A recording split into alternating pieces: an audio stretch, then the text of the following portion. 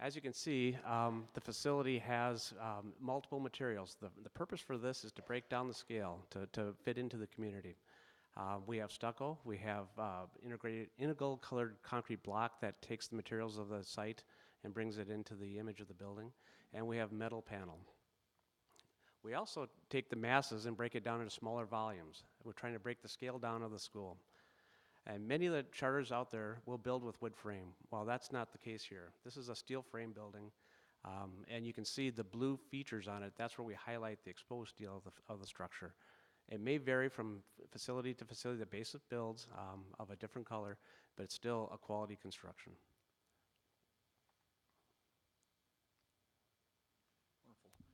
So as architects, we're sort of the quarterback of a team of experts that are all hired and consulted to make a project successful. I want to speak here in terms of the landscape plan. This is a beautiful site. Obviously one of the reasons why we're seeking to build here. It comes with several trees that are natural amenity that we want to preserve and protect as many of those as we can. Along the property line up against Winston, there are 13 dozen trees that we're going to save. We've tried to strategically locate our drive aisles and things so that those remain, and then we're about doubling that number. So as many as you see driving down Winston today, you'd have twice as many later. There's also landscape parking islands and the perimeter to the neighbors to the south. We plan on maintaining a landscape buffer there, as well as just beautifying generally around the building. These are all local plants on your approved list that we plan on making this very attractive from the landscape design perspective. Next, wanted to speak about drainage on the site. So it's a sloping parcel that drains currently to the Boy Scout Preserve that's sort of the northwest of us. And when somebody comes in to build on a piece of property, what they're expected to do is our presence will not impact or make a change on the neighbors. And we're absolutely committed to that. That's the requirements. There's a drainage ditch currently on the site that we're going to turn into a box culvert that will get the water through the site as it does today. And we can absolutely say that we will not be adding any impact to the neighbors. What we are doing is, because a percentage of our site is now covered with parking and with a roof, all that excess water that we would generate, we're storing or detaining for a time. That is the requirement of your engineering department. So in a 100-year storm event, we're required to capture 11,000 cubic feet of water, and we will do that, and it discharges at a certain rate. It's 22.5 cubic feet per second. That's what we'll be doing, and just wanted to lay that out there for everybody.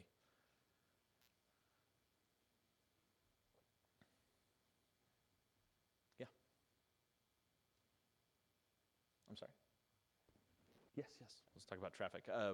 We want to take a look and kind of walk you through what can be seen. Sorry, this is traffic engineer. Let me look them up.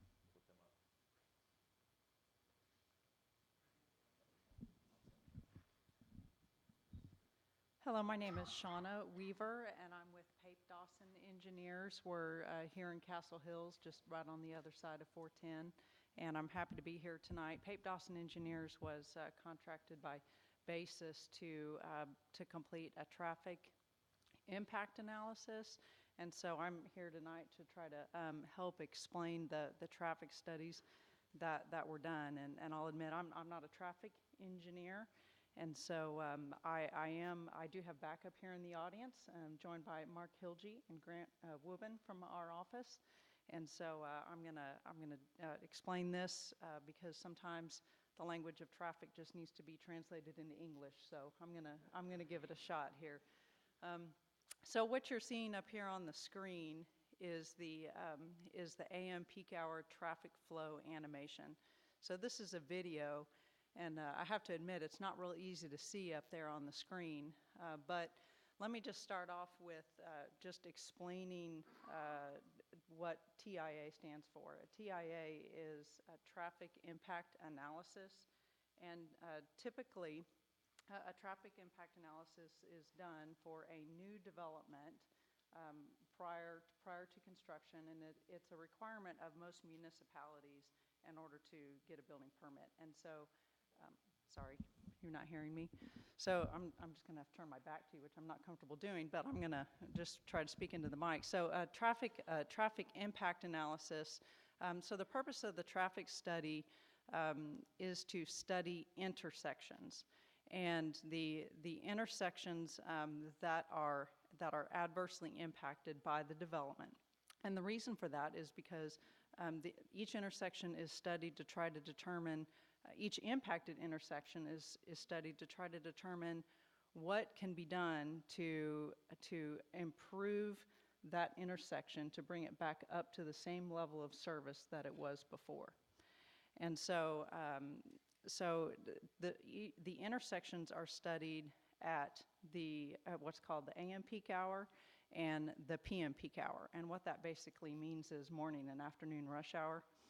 And in this case, the AM peak hour is the 7 a.m. to 8 a.m. hour. And although our traffic study also analyzed the 5 to 6 p.m., the typical PM rush hour, the video that you're seeing up here on the screen is actually the school dismissal time hour, which is 3 o'clock to 4 o'clock p.m. And so, and that was done in response to some questions that we had to study the PM hour. And so the video, and I wish that could zoom out a little bit, but so this video simulation is the PM peak hour traffic flow animation. So in the case of Basis School, the morning hour is actually the biggest impact on the intersections, because as with any school, you have after-school activities. And so in the morning, in that 7 a.m. to 8 a.m. hour, you have all of your traffic coming to the school at once during that time. Whereas in the afternoon, because of after-school activities and other things going on, there's just simply not as much traffic leaving in that 1 hour. And so the morning hour was actually the worst case scenario. And so the mitigation for these intersections that we studied was based on the AM peak hour. And so just to show you the site plan here, and one of the very first things that we recommended to Basis, which they did implement, was moving the driveway to the site as far to the left-hand side of the screen as possible, to allow a pavement widening along South Winston that was limited to the frontage of their site. And so you can see those red arrows there at the bottom of the screen. That's exactly what they incorporated. So the right turn decel lane, or the right turn lane into the site, which includes the pavement widening into the site, that allows room for the vehicles to store there as they enter the site. And so you can see the red arrows on here. As they wind through the site, there are actually 2 drop-off points, and there's one in the back and then one on the side. And so there's 2 different queues going on, and then they both exit back out that main driveway. And I can tell you that this site plan is actually a little different than the one that's in the model, the video that we just saw, because it does provide, on the left-hand side of the screen, there's an additional driveway that was added to the site plan, and that does actually provide additional on-site storage. So that helps the condition from the video that you just saw. And so now I just wanted to talk, and let me touch on that, Jonathan. So I know that it was stated previously, but I just wanted to reiterate that parents will be prohibited from dropping students off in the neighborhood, and parking in the neighborhood will be prohibited for the school visitors. And so Winston Lane will actually be closed just past that driveway by some means to be determined, or not closed, but controlled by some means that will be further negotiated.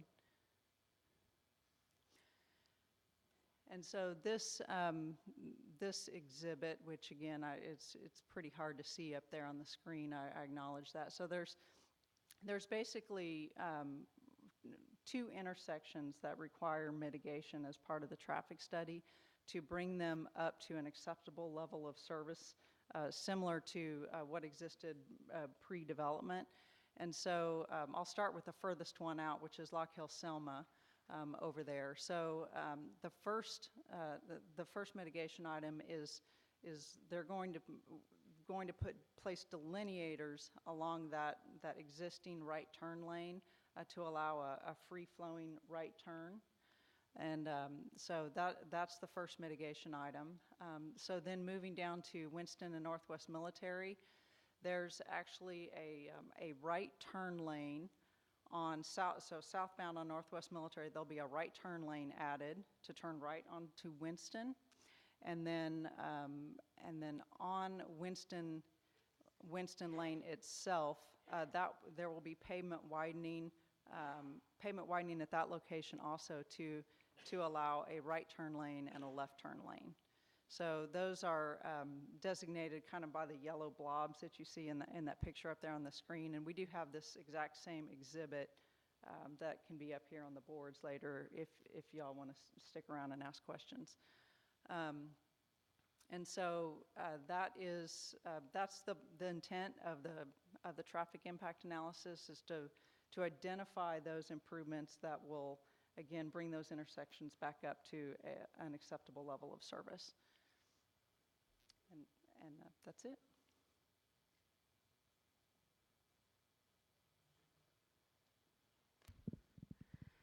Thank you, Shauna, and everyone else who spoke. As you all said, we do have a lot of those images on boards up here, so afterwards we will stay here as long as you all want us to, but you're welcome to come up and look. Peter talked a little bit, Dr. Bazance talked a little bit about the partnerships that BASIS makes with our communities. And we make them with our philanthropic communities, we make them with our business communities, we make them with our resident communities, we make them with our parent communities, and of course our children. So one of the people that we asked to just sort of talk a little bit about charters and how they affect their communities via various ways is Steve Lewis. He is the chairman of Jefferson Bank, as well as the chairman of Choose to Succeed, which is an organization that works with charters across San Antonio. And being in the banking industry, as well as working with Choose, has given him a great insight on the various aspects that charters, while they be nonprofit, actually bring a lot of benefits to the communities that they're in. So, Steve Lewis.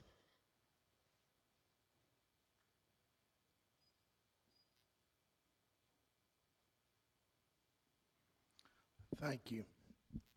Mr. Mayor, Councilman, my name is Steve Lewis. I'm chairman of Jefferson Bank. I'm also chairman of Choose to Succeed. Choose to Succeed is a Harbor Master type nonprofit that attracted high-performing charter schools to San Antonio. BASIS, 68, 70-year-old